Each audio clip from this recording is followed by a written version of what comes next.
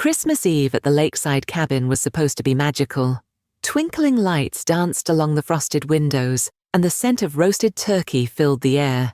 I had spent hours preparing every detail, hoping this year's dinner would bring us closer as a family. Mason, my husband of 2 years, stood up with his signature charm, raising a glass.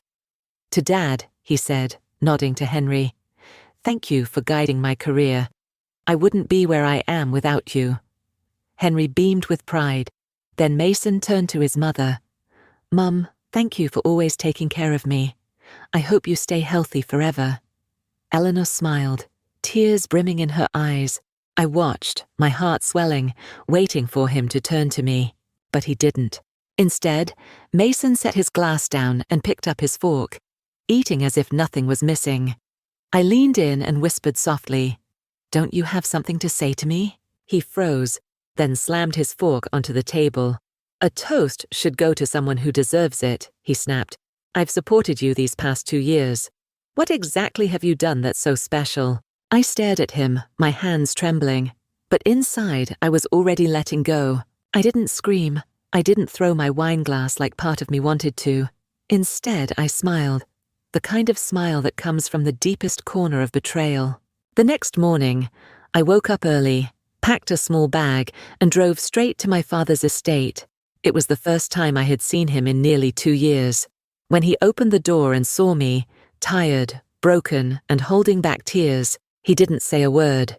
He just wrapped me in the kind of hug that reminded me I was never truly alone.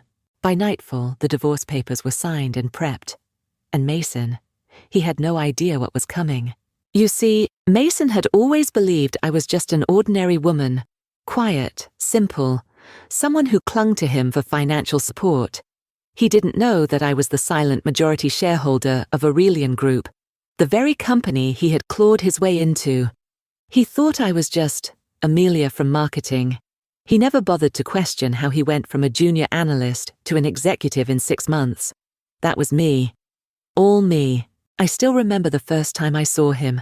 He was hiding in a stairwell at work, smoking like the world had crushed him. There was something cinematic about the way he looked. His dark eyes, the angle of his jaw. It was stupid, but I fell. Hard. I pushed past the red flags. I even begged my father to let me stay silent about who I really was. My father made me promise 3 things. Don't tell Mason about our wealth. Don't reveal my position in the company. And don't have children with him for at least 3 years. "If you can't do that, Amelia," he said, "we'll cut you off." I agreed. I married Mason under the guise of being an orphan. And for a while, it worked. He called me his lucky charm, his angel. Eleanor, his mother, treated me like her own daughter. They all pitied me, thinking I had nothing and no one. And I let them. But then the power dynamic shifted. At home, I cooked. I cleaned. I supported his every endeavor. I gave up everything. My title, my access, my pride, just to live this illusion of love, all while Mason basked in promotions he didn't earn. So when he slammed that fork on the table and called me a parasite, something inside me cracked. And something else was born. I wasn't going to beg. I wasn't going to fight. I was going to destroy him. Quietly, completely. That day, I returned to Aurelian Group not as the executive's wife, but as the woman who owned the building. Taylor, my secretary, greeted me with a relieved smile. "Boss," she whispered, "you're finally back." I looked out at the skyline from my office window and murmured, "Let the games begin." 3 days after I returned to Aurelian Group, something strange happened. I was in my office, going through quarterly reports, when Taylor slipped in and whispered, "You have an uninvited visitor." Her voice was tight. She barged in and demanded to see Mrs. Mason. I sighed. Let her in. The woman who stormed in had perfectly curled blonde hair, blood-red nails, and a smug smile that practically screamed, "I'm sleeping with your husband." She looked me up and down with clear disdain. "So you're Amelia," she said, emphasizing my name like it left a bad taste in her mouth. "And you are?" I asked calmly, even as my blood simmered. "Sadie Jones," she said, flipping her hair. "Mason's friend." I raised an eyebrow. "Friend?" She smirked. Well, more than that now. You're just the placeholder. I'm the upgrade. I leaned back in my chair, lacing my fingers together. Ah, so you're the reason my husband forgot his vows. Sadie laughed like I was the punchline in a bad joke. Sweetheart, let's not pretend Mason ever loved you. You were the stepping stone. I'm what he really wants. I've got charm, ambition, fertility. My eyes narrowed. She leaned in closer. You can sign the divorce papers, walk away quietly, and maybe, just maybe, I'll convince him to toss you a few bucks. Otherwise, she trailed off, letting the threat hang in the air. I didn't blink. Instead, I stood, walked over to the corner of my office, and opened a drawer. Inside were the divorce papers, already signed, already prepared. I turned and held them out. Take these back to Mason and tell him he's free. Sadie's face faltered. But, I added, do let him know the shares he's expecting in the divorce. They belong to a failing company, one I personally gutted and gift-wrapped just for him. Her eyes widened. Oh, I said sweetly. And let him know I also sent his father a little present. Photos of you two. Very cozy in the executive lounge. Sadie's face drained of color. You're bluffing. Am I? I tilted my head and buzzed Taylor. Can you please send the Internal Affairs folder to Mr. Henry's home? Priority Express. Sadie's jaw dropped. Oh, and one more thing, I said, walking toward her, heels clicking against the marble. The only reason I didn't throw you out is because I wanted to look you in the eye. She stepped back instinctively. Tell Mason the real games have just begun. He's not dealing with a housewife anymore. He's dealing with the woman who owns the house. Sadie stormed out in stunned silence, and I, finally, felt peace settle on my shoulders like a crown I had long forgotten I wore. They say hindsight is 20/20, but for me it arrived like a lightning strike, sharp, scorching, and irreversible. I used to think love was about sacrifice, about enduring in silence, about cooking dinner when you're exhausted, smiling when you feel invisible, swallowing insults with a forced laugh because he's just stressed.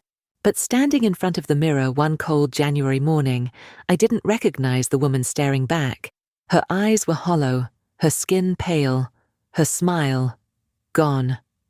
That was the day something in me truly shifted. Not out of anger, but out of clarity. Mason didn't break me. I broke myself for him, piece by piece. And he never once asked me to, because he never saw the value in what I was giving. I used to envy women who walked away easily. I thought they were cold, selfish even. But now, I realized they were wise, brave.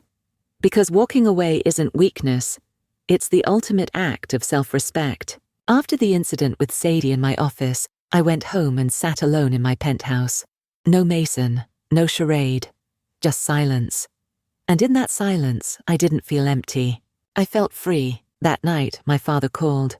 He rarely used my first name anymore. Amelia, he said, voice softer than usual. You've proven your point. But what are you going to do next? I paused. I'm going to rebuild, I replied. Not the company. It was doing fine under my leadership. Not my status. I'd never lost that. But me. The woman I'd buried beneath the weight of being someone's wife. The woman I sacrificed to play small, to be likable, to keep the peace. Taylor noticed it too. You walk differently now, she said one afternoon as we left a meeting. How so? I asked, amused. Like you know the storm is over, and you're what's left standing. I smiled. She was right. Even Henry, Mason's father, called me. He apologized, sincerely, quietly, and admitted that he had misjudged me. You were never just my son's wife, he said. You were the only real backbone in his life. Funny, isn't it? How people only see your worth after they've lost you. Eleanor tried to justify Mason's behavior. He was just under pressure, she said, eyes pleading. You know how hard men have it. I looked her straight in the eye and said, pressure doesn't create monsters. It reveals them. She said nothing after that. Mason began calling again, messaging, waiting outside my building in the freezing snow like some lovesick teenager. The same man who once called me useless now stood trembling in a thin coat, begging for another chance. I didn't even acknowledge him. He had become a ghost in a story I had already finished writing. I was no longer the woman who hoped for love from someone who could never give it. I was Amelia Carrington, and I had finally remembered who I was. It was Lily who reminded me that revenge doesn't have to be loud. It just has to be permanent. We were having brunch at a sunlit cafe overlooking the river. My divorce had just finalized, and Mason had walked away with nothing but broken pride and a failing company. Lily sipped her espresso with a smirk. You could end it here, you know. Start fresh. Or we could have a little fun. I raised an eyebrow. What do you have in mind? She slid a folder across the table. Inside were surveillance photos. Sadie, working late shifts, at a small diner on the edge of town. Her name tag barely clung to her uniform.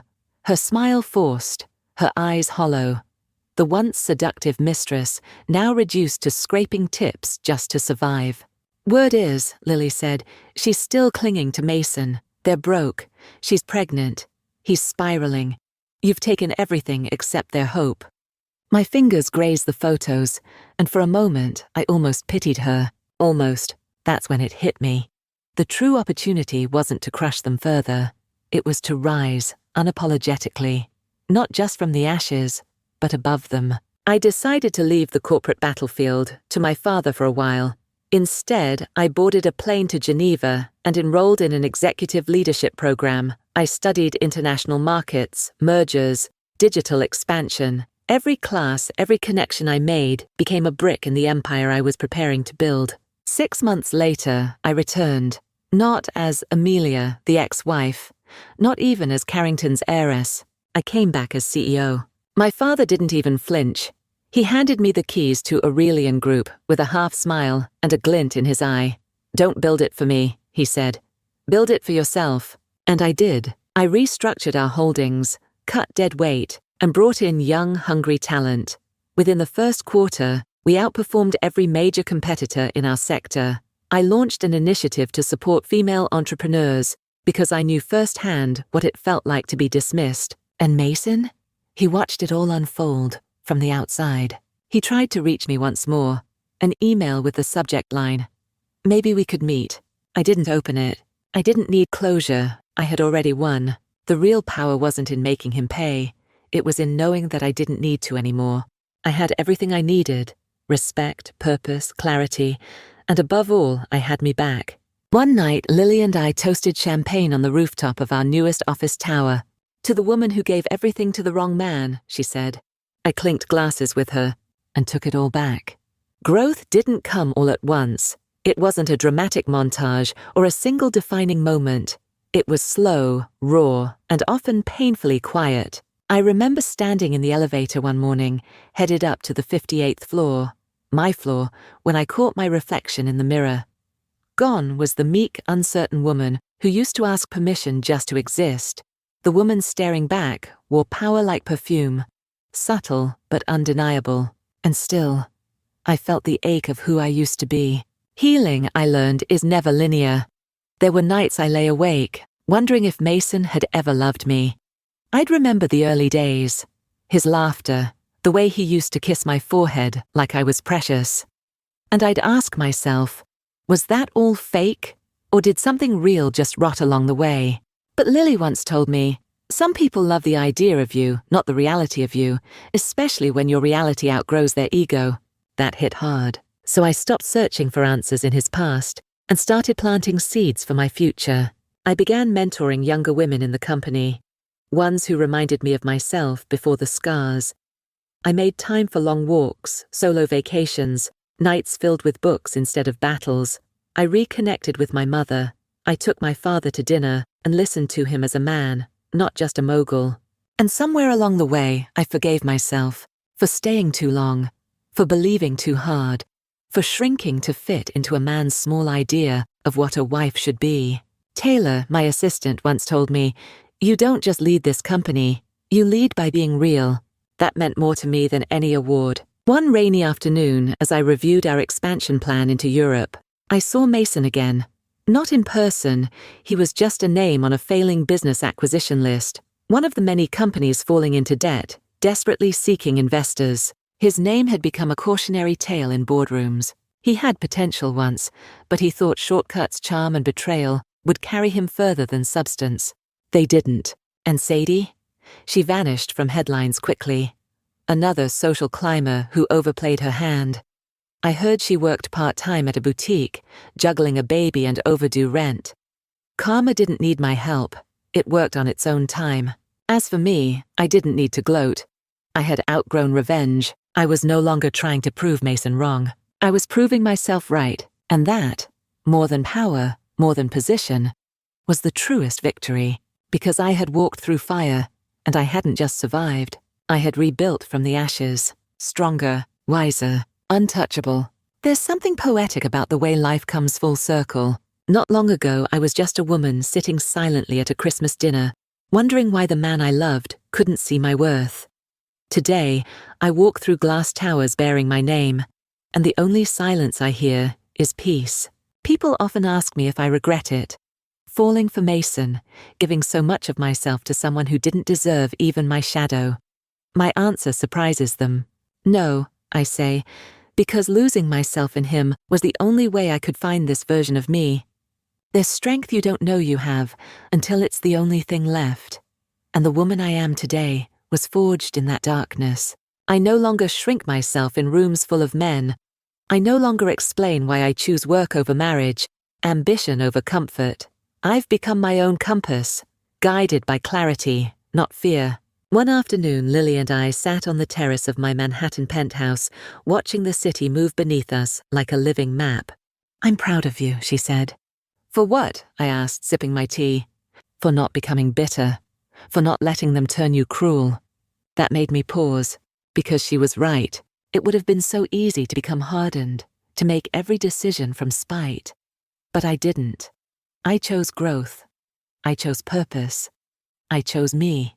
Mason taught me that some people only love you as long as you remain small, as long as you don't shine brighter than them, but your light was never meant to dim for someone else's comfort. It was meant to lead. Now, women seek me out, not because I was once broken, but because I rose. Not as someone perfect, but as someone real. My story became a blueprint for rebuilding, and no, I didn't remarry. Not because I'm afraid, but because I'm finally whole. If love finds me, it will be with someone who sees my fire and doesn't flinch. But even if it never comes again, I'll be just fine. Because I wake up every day knowing that the woman in the mirror is the kind of woman younger me dreamed of becoming. Unapologetic, unstoppable, unbreakable. To any woman reading this, wondering if she's enough, let me say this: you already are. You don't need a title to be powerful. You don't need a man to be complete. You just need to remember who you were before the world told you to be quiet. Don't just rebuild. Reign. If I've learned anything from all of this, it's that the worst betrayal doesn't come from others. It comes from abandoning yourself. For years, I bent, shrunk, and softened just to be loved by someone incapable of appreciating real strength.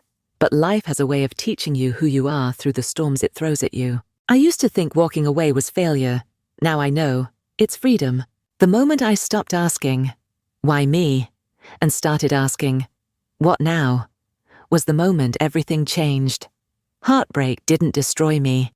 It redirected me. The silence after leaving wasn't loneliness. It was space for something greater to grow. Your worth isn't tied to your relationship status, your title, or someone else's validation. You are enough, right now, as you are. And if someone makes you feel otherwise, walk away. Not because you're weak, but because you're finally strong. You don't need a dramatic backstory to start over. Maybe your story isn't about revenge or a failed marriage. Maybe it's just waking up one day and realizing you deserve better. So start small. Say no when you mean it. Set boundaries without apology. Invest in yourself, your growth, your dreams, your healing. Learn something new, even if it scares you.